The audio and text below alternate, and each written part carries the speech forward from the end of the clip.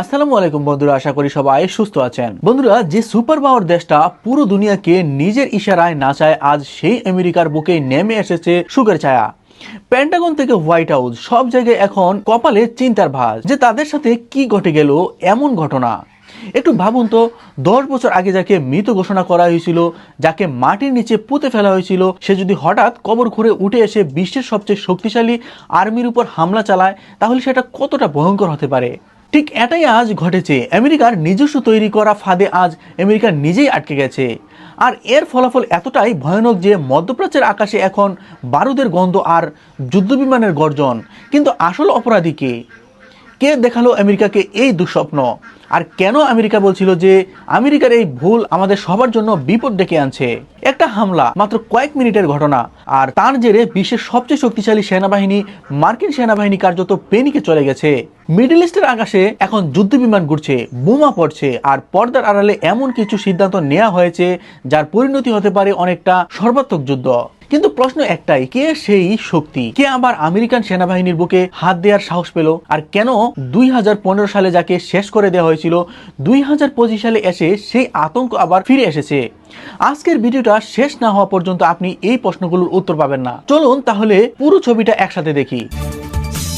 বন্ধুরা, আজ আমেরিকার জন্য সত্যি একটা সুখের দিন, কারণ আমেরিকান সেনাবাহিনীর উপর এমন এক ভয়াবহ হামলা হয়েছে যেখানে তাদের জওয়ানরা তো মারা গেছেই, সাথে অনেকে গুরুতর আহত হয়েছেন। দেখুন, গত কয়েক বছরের ইতিহাস দেখলে বোঝা যাবে আমেরিকান আর্মির উপর হওয়া এটা সব থেকে বড় সরাসরি হামলা। আর এই ঘটনার পর আমেরিকার সেনাবাহিনী এবং তাদের পুরো রণকৌশল আক্ষরিক অর্থেই নড়ে চড়ে গেছে। আমেরিকান আর্মি এই হামলায় এতটাই রেগে আছে, মিডল ইস্ট বা মধ্যপ্রাচ্যে তাদের যত বায়ুসেনা বা এয়ারফোর্স আছে তার প্রায় অর্ধেক এখন আকাশে উঠছে। তারা যেখানেই সুযোগ পাচ্ছে সেখানেই বোমা বর্ষণ করছে। পরিস্থিতি এখন এমন জায়গায় পৌঁছেছে যে মনে হচ্ছে আমেরিকা আবারও একটা সর্বাত্মক যুদ্ধ বা অল আউট ওয়ার শুরু করতে পারে। ঠিক যেমনটা তারা 2013 থেকে 2015 সালের মধ্যে করেছিল পুরো মিডল ইস্ট জুড়ে, সিরিয়া থেকে ইরাক পর্যন্ত। তারা বড় বড় যুদ্ধ চালিয়েছিল, কারণ বিপদটা সত্যি অনেক বড়। কিন্তু প্রশ্ন হলো, বিশ্বের সবচেয়ে শক্তিশালী এই সেনাবাহিনীর উপর হামলাটা করলো কে? আর কেনই বা একে এত বড় বিপদ বলা হচ্ছে? চলুন আমি আপনাদের সবটা বিস্তারিতভাবে বুঝিয়ে বলছি। বন্ধুরা, স্ক্রিনে নিশ্চয়ই আপনারা দেখতে পাচ্ছেন গত 24 ঘন্টায় সিরিয়ায় থাকা আমেরিকান আর্মির চেকপোস্ট থেকে এই ছবিগুলো সামনে এসেছে।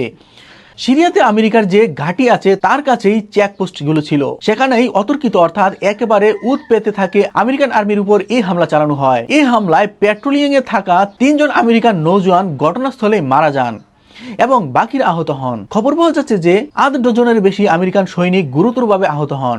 তাই আগামী কিছু সময়ের মধ্যে মৃতের সংখ্যা আরো বাড়তে পারে। বন্ধুরা, হামলার তীব্রতা একটু ভাবুন।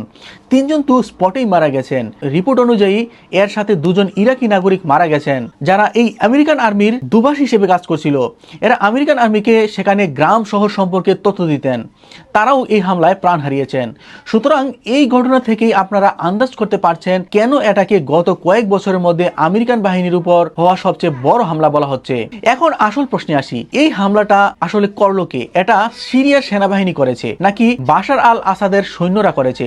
দেখুন, উত্তর হলো না, এরা কেউ করেনি। আসলে এই হামলাটি করেছে আইএস, সেই ইসলামিক স্টেট আবারও সিরিয়াতে মাথাচাড়া দিয়ে উঠতে শুরু করেছে। আইএস এর এই ফিরে আসার পিছনে সব থেকে বড় কারণ হলো খুদ আমেরিকা। কারণ আইএস কে শেষ করার জন্য পিছনে সব থেকে বড় ভূমিকা পালন করেছিল বাশার আল আসাদ, যিনি দশকের পর দশক ধরে সিরিয়ার ক্ষমতায় ছিলেন। কিন্তু আমেরিকাকে তিনি কোনোভাবেই সহ্য করতে পারতেন না। তাই গত 15 বছর আমেরিকা চেষ্টা করেছিল বাশার আল আসাদকে সিরিয়া থেকে সরানোর। এই বছরের শুরুতে আমেরিকার হাতে সফলতাও এসেছে। বন্ধুরা, সুতরাং বলা চলে আমেরিকার জন্য এটা খুব বড় হুমকি স্বরূপ, অর্থাৎ মুহূর্তের মধ্যেই আমেরিকার দাম্ভ মাটিতে মিশে গেল। বন্ধুরা, নিউজটি এ পর্যন্তই। পরবর্তী সংবাদ দেখার আমন্ত্রণ জানিয়ে এখানে শেষ করছি। আসসালামু আলাইকুম। চ্যানেলটি সাবস্ক্রাইব করে পাশে থাকার অনুরোধ করলো। ধন্যবাদ।